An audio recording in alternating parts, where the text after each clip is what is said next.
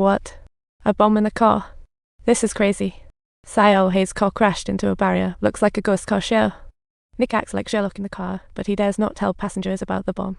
Imagine how quickly it become Panic City. Suddenly, a bearded dude shows up and points a gun at Nick. Talk about a van showdown.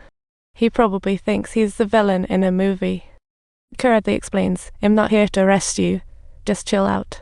But the bearded dude's stress levels just skyrocketed. It's a real let's trap ourselves moment. Just then, a kind passenger rushed like a superhero to seize the bearded man, but accidentally shot the driver while fighting for the gun.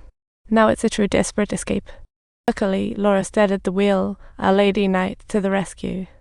Nick then subdued the bearded man. The driver's hurt. Laura takes the wheel instantly, a real fight to jet among female drivers. Others thought to stop and rush driver to hospital, but Nick revealed the bomb truth. Everyone froze. Is this a joke? Meanwhile, Nick seemed chill, thinking, the real deal is figuring out how to handle this crisis. Meanwhile, Officer Heiji led his team to speed up support. Nick was anxious, needing to find the bomb fast, or all was lost. AJ informed Nick the bomb's probably under the car.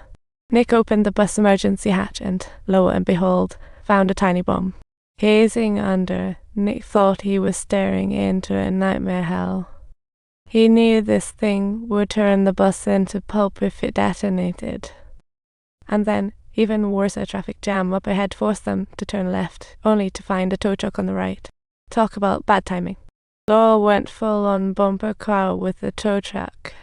Sending it flying definitely had everyone cracking up. The bus failed to slow down, hit the barrier, but fortunately remained intact. But still, red lights everywhere ahead. Laura boldly took the bus airborne, plowing through barriers to the other side. With everyone at a red light, the nearby cars didn't see it coming. It became a major crash party, but luckily, they all dodged disaster. AJ was still nervously looking for ways to defuse the bomb, only to discover the opponent seemed a bomb expert. This guy clearly had some experience, maybe even a former cop. They rushed to check the records, while Heiji contacted AJ to guide Nick around traffic. Surprise situation totally caught everyone off guard. With the car unable to slow down, Laura had to go against traffic. What a wild thrill ride. Thankfully, Laura switched back to the right lane at the next turn, or everyone would go to heaven soon. It quickly urged Heiji to find a way around the city, only to realize a middle-aged woman with a baby stroller was about to cross the road ahead. Laura shouted, "Hey, watch out!" But the bus hit the stroller aside ruthlessly, hot stopping. Luckily, the stroller was empty, just filled with cans of beer. Everyone sighed in relief, while the woman fumed and stomped. Finally, the police arrived, ready to clear a path, and Heiji found one too. Ironically, this road had just been finished, but wasn't open yet. Like throwing a party on illegal grounds, best choice they had. The tight turns onto this road had everyone on edge. Nick had no option but to shuffle seats for safety.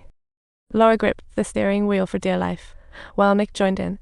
It felt like the bus was doing a space launch. With everyone working together, they made the sharp turn without flipping successfully onto the clear highway. It felt like they were born.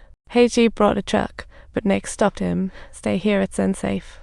Old Bai had warned Nick not to let passengers get off, or the bomb would bring fireworks to life. The bus rampaged through the city, and the media wasn't idle. Helicopters were hot on their tails, ready to scoop up explosive news. Spotting all this, Old Bai quickly called Nick, urging him to cough up $3 million. He sure knows how to keep people on their toes. Nick promised Old Bai he'd negotiate, but only if the injured driver made an entrance first. The driver successfully exited the bus for treatment, but just then, a panicking woman tried to sneak off. Ignoring everyone's pleas, she tried to bolt, but Old Bai instantly detonated the bomb. Talk about a chicken meeting tree moment. Everyone was in shock, just processing the horror show they'd just witnessed. No time for meltdown. AG received word. There was a gap up ahead, making the route feel like a desperate escape.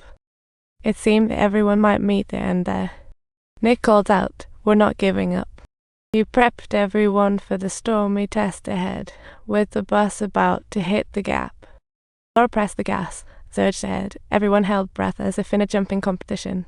The bus suddenly soared into the air, landing smoothly. It was truly like international flying and an airborne acrobatic feat. Everyone was flabbergasted. They had pulled off a miracle. It felt like they were living in a miracle of miracles. Even Heiji was stunned.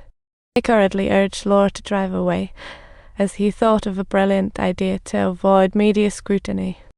If they could drive into the airport, they'd shake off Old Bai's watchful eye while circling around like it's a flying challenge. This caught Heiji's attention, but was quickly noticed by Old Bai, who promptly called Nick. Old Bai told him to quickly hand over the ransom, as his patience was running thin. Nick, trying to stall, said he needed to get off to discuss the ransom talk about playing with fire. Old Bai reluctantly agreed to let Nick off, but Heiji thought it was time to take advantage of the absent TV choppers to start a rescue. But Nick swiftly stopped him, aware that Old Bai was clever, and he removed might trigger a real-life horror story.